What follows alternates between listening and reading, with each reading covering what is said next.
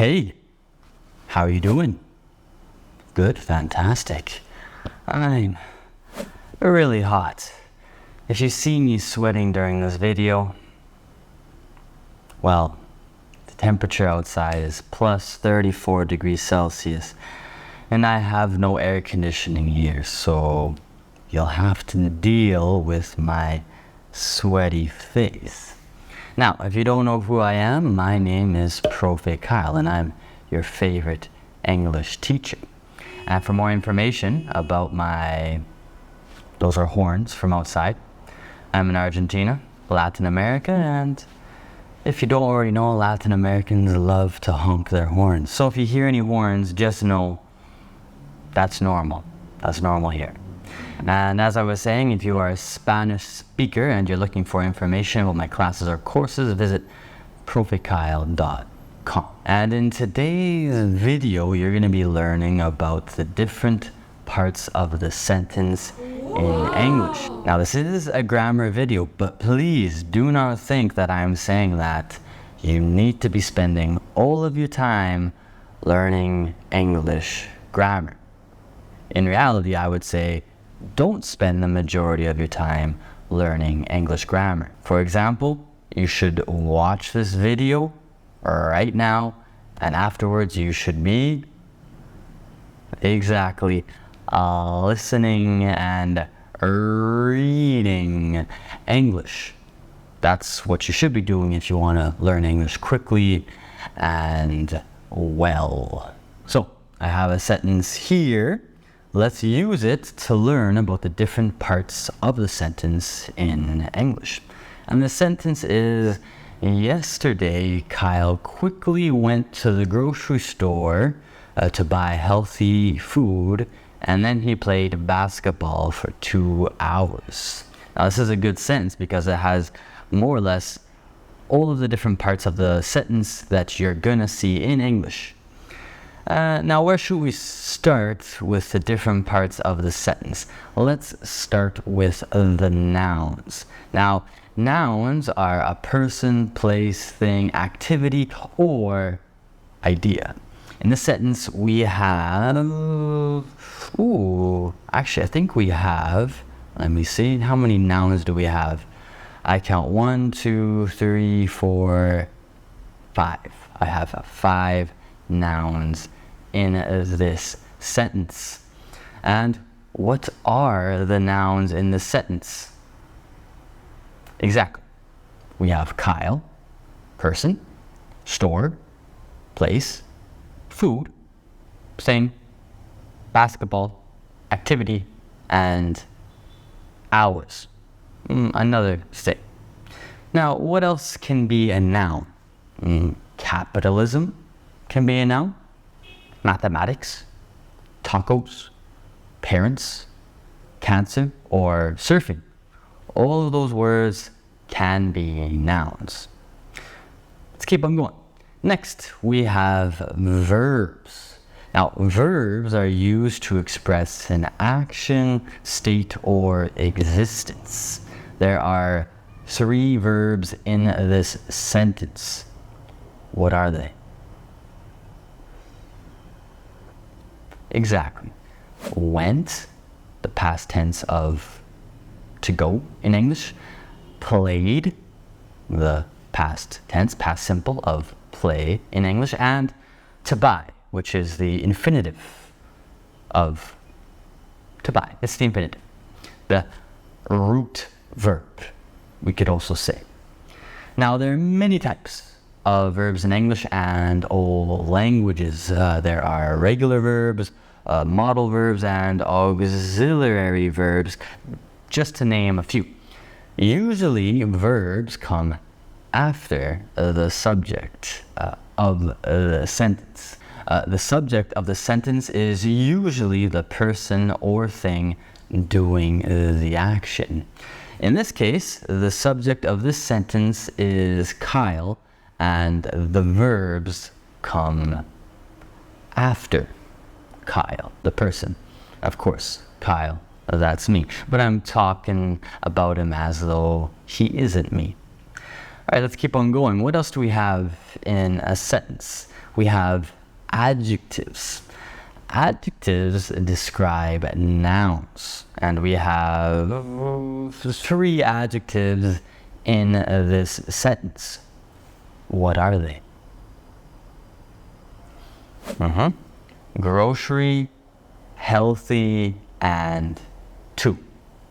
So grocery describes the type of store Kyle went to. Healthy describes the type of food that Kyle bought. And to describes how many hours. Other adjectives would include tall, beautiful, short, annoying, bored. Those are also adjectives. And besides adjectives, we also have adverbs in English.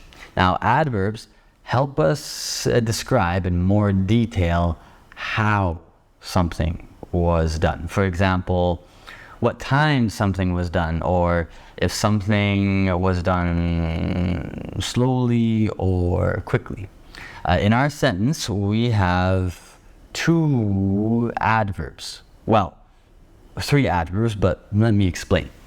So, can you guess 2 of the adverbs? Because the third one is a little bit more difficult to spot. Yesterday describes when, and quickly, which describes how. So those are adverbs. And there are many types of adverbs, and some of them can be more than one word. For example, 2 years ago is 3 words, but together it's an adverb. And in this sentence, you could also consider for 2 hours an adverb because it's helping describe the action. In this case, playing basketball. So that could also be considered an adverb. Some might call it an adverbial expression. And there's lots of adverbs. One trick for adverbs is adverbs are usually, not always, but almost all words which end in ly in English are going to be adverbs. So for example, slowly, quickly, there's a lot more. I can't think of them right now. Lazily, smoothly.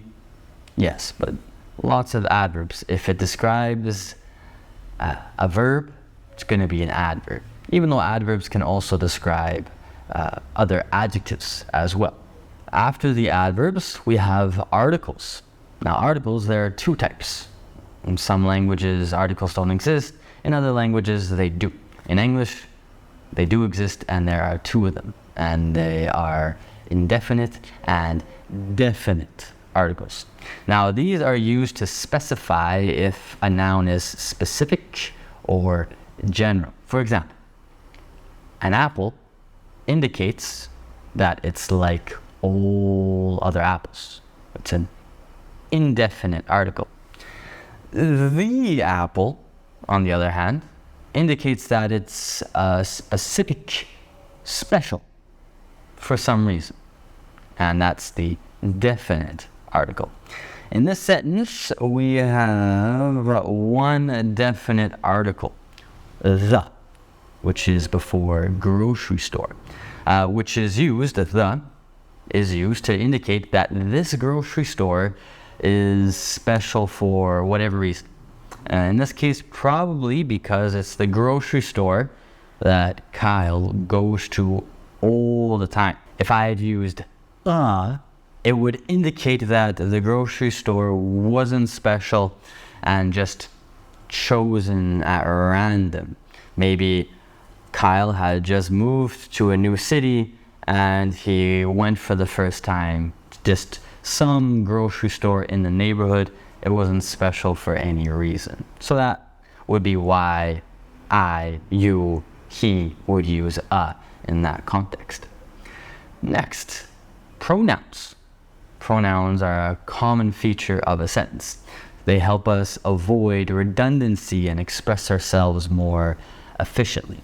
They usually replace nouns, and we have 1 pronoun in the sentence, What is it? Shui. Exactly. It replaces the noun of Kyle. So instead of saying Kyle 3 times, we replace 2 of them with he and only say it once to avoid redundancy. And there are many types of pronouns. You have subject, object, possessive, adjective. So many different types of pronouns in English. His, her, mine, ours, our, lots of them. And besides pronouns, we also have prepositions. Prepositions are very hard to master in any language. I know I've learned Spanish, I'm learning Russian and Portuguese, I've also learned Swedish, I've studied French, and prepositions are usually the most frustrating aspect of a language to master.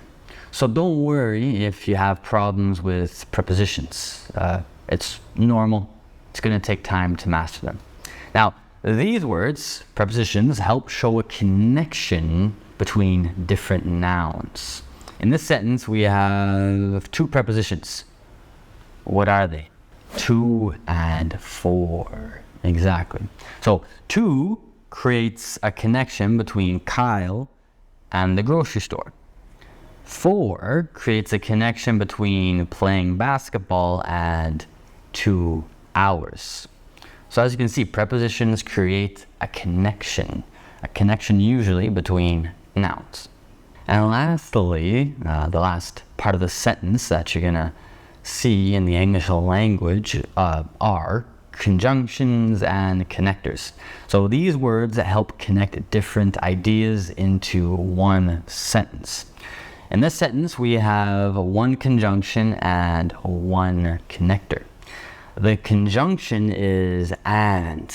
Without and, we'd have to have 2 separate sentences. But with and, we can connect 2 different ideas, events into one sentence.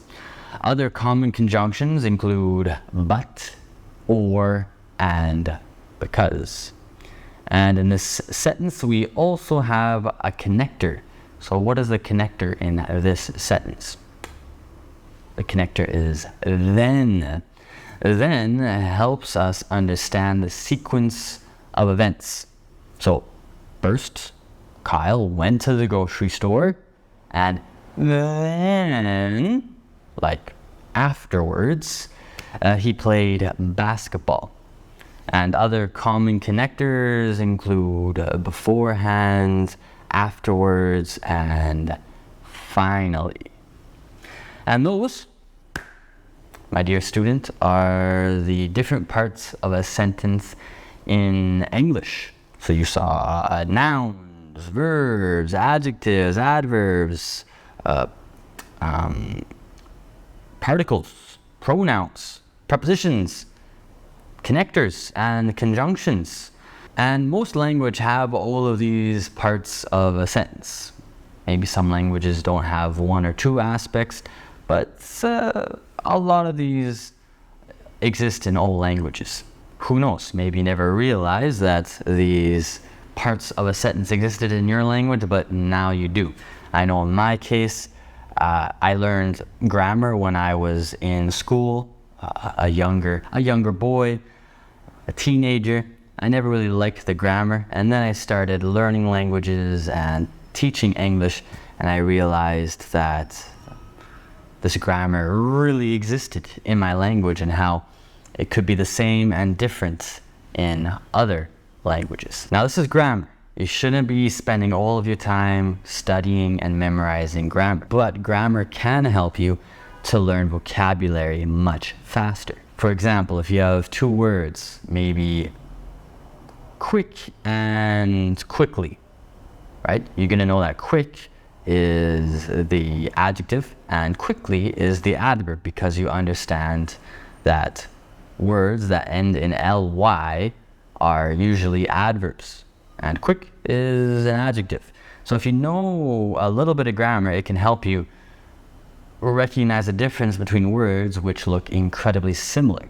Another example might be judge and judgment.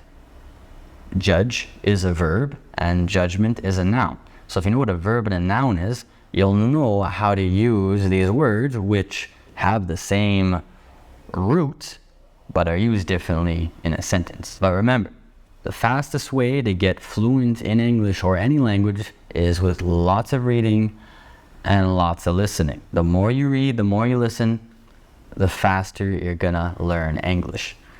Grammar will help you a little bit, but it's not the key to fluency. Now, if you found this video useful, give it a like, subscribe to the channel if you haven't already done it, and click on the bell button to receive notifications when I release new videos in the future. And that's all, so thank you for watching, and I'll see you in the next video, my dear student.